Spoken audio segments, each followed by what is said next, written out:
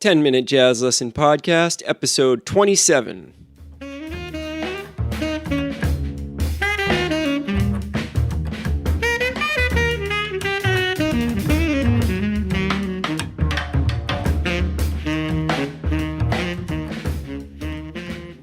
Hey everybody, and welcome back to another episode of the 10-Minute Jazz Lesson Podcast. I am Nick Manella, and I am the host of the show. And every week, if you are new to the show, we try to bring you a short and concise jazz lesson that is going to benefit the way that you play. And we also give away free PDFs, which can be found at our website, 10minutejazzlesson.com. That's the number 10, minutejazzlesson.com. A few things before we get started on this week's lesson.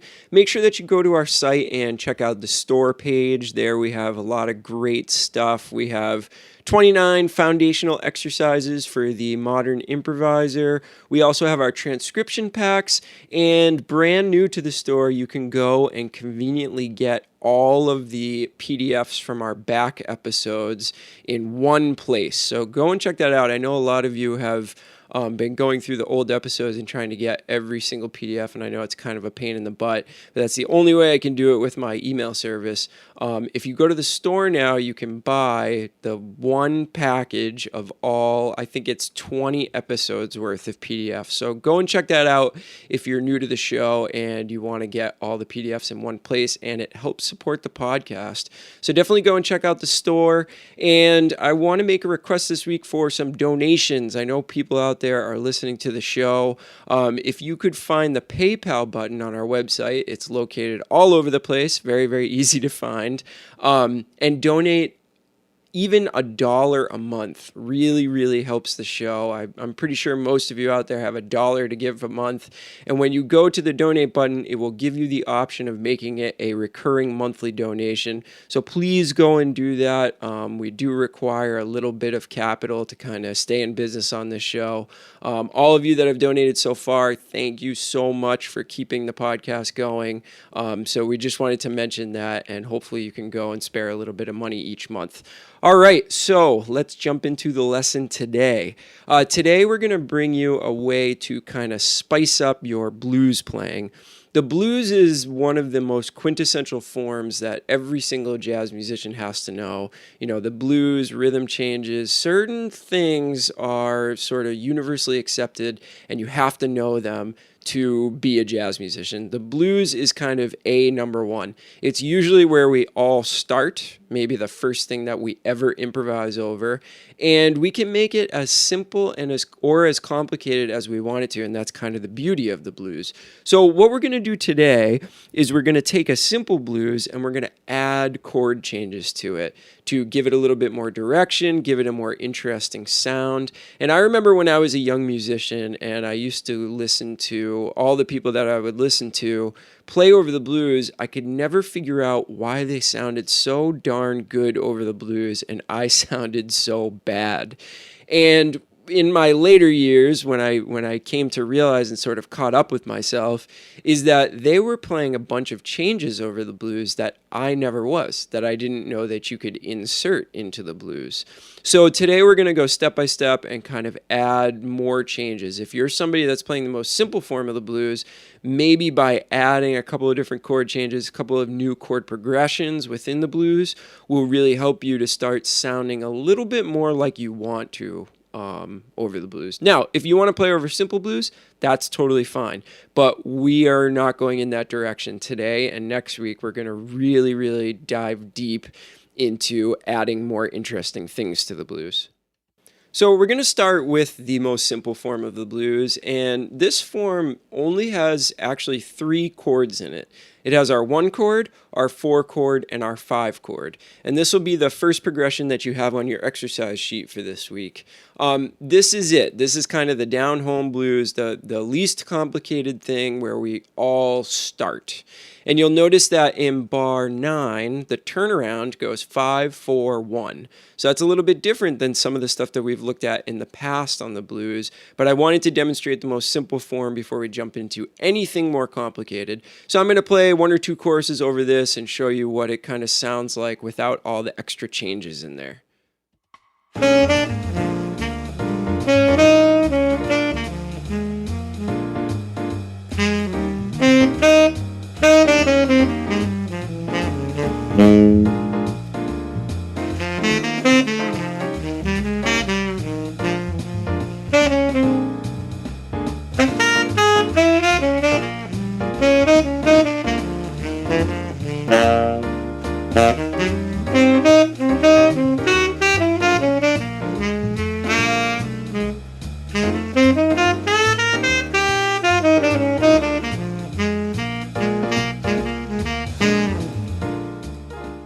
So you can hear it's a very quote unquote bluesy, and there's not a lot of really, really complicated changes playing going on in there, keeping it relatively simple.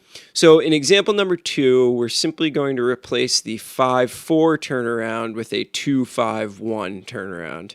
And this is one of the major things that happened in jazz to the blues that made it sound a little bit more quintessential jazzy. The 2-5-1 progression, I mean, we've hammered that to death on this program, so you know how important it is. So now we're going to insert that into bar 9 and 10 of the blues, and then the only other alteration that we're making is we're going to go to a 5 chord in the last bar of the blues. Now you'll start to notice that it sounds a little bit more like bebop because of the presence of this 2-5-1 at the end of the progression. So here's example number 2.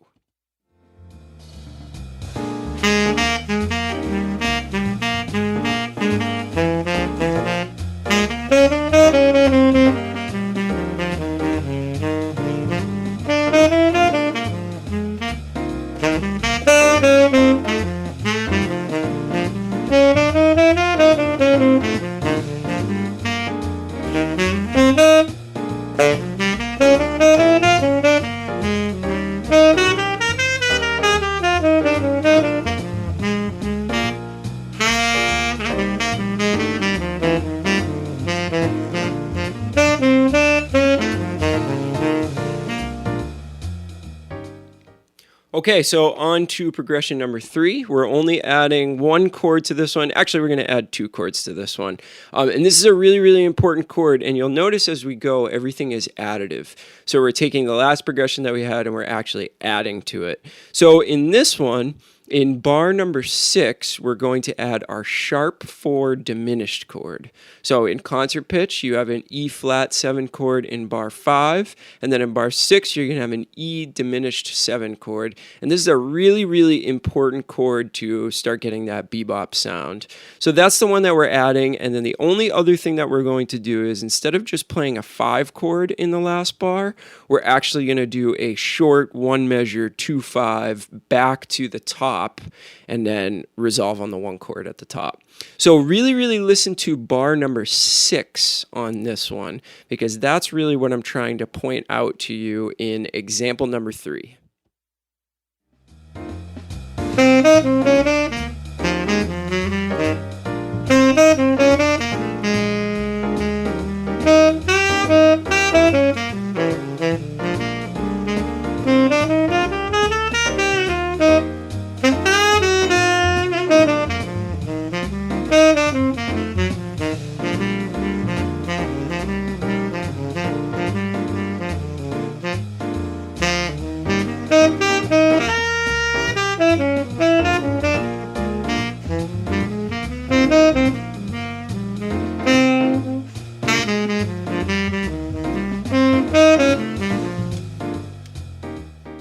All right, so you could hear that in bar 6 pretty clearly, right? I mean, you can hear that diminished chord. It's tough to miss for sure. So now what we're going to do is we're going to add a whole bunch of stuff. So in bar 5, we're going to do a 2-5 to the 4 chord. And you'll notice that is example number 4, the 4th progression on your sheet for this week. You'll notice there's a 2-5 that goes to 4. So 2-5 of 4 in measure 4. That leads us into the 4 chord. We still have that diminished chord in the 6th bar. Then we go back to 1. Now we're going to add the 6 chord in bar 8, and that is going to lead us really, really nicely into bar 9. I think that this is one of the most important chords in the blues. If you can really nail this, your solo has this unbelievable direction to it, if you can really nail that 6 chord.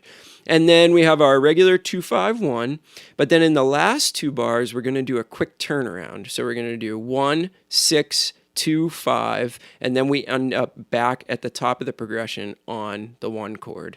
So this one really has a lot of changes in it, and this is the chord progression that you really hear the bebop guys playing when they play over the blues. And again, it gives you that unbelievable direction in your solo, a lot of harmonic complexity, which equates to a really, really interesting solo if you know how to get around the chords the way that you're supposed to.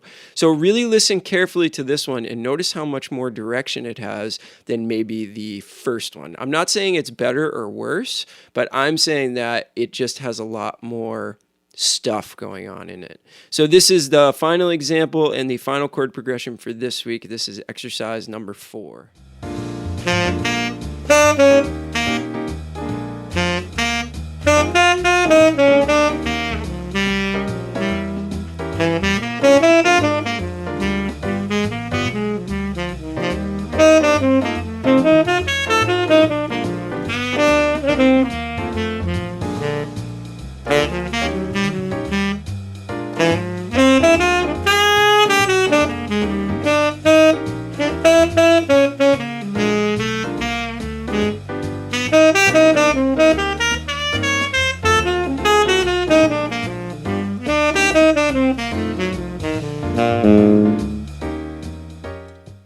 So you can see that that one by far has the most going on in it, and when the chord changes, it's a little bit more interesting because we're adding things that actually lead into the next chord instead of just transitioning to the next chord in kind of a cold, unprepared way.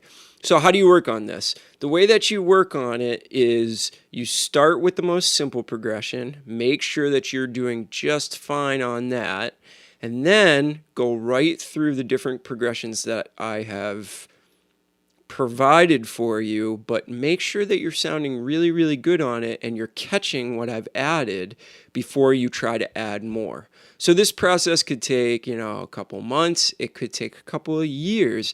It's kind of all up to how much you're working on it and how fast you can pick this stuff up. So make sure that you go at your own pace and don't try to rush into example number 4 where there's a million different things going on that you may or may not be able to pick up and actually demonstrate in your solo.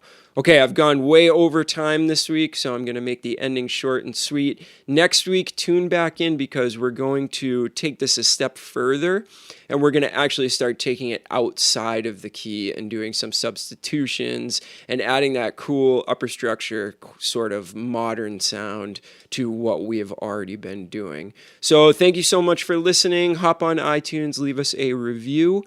Check out the website, 10minutejazzlesson.com, and we will talk to you guys next week. Have a good one.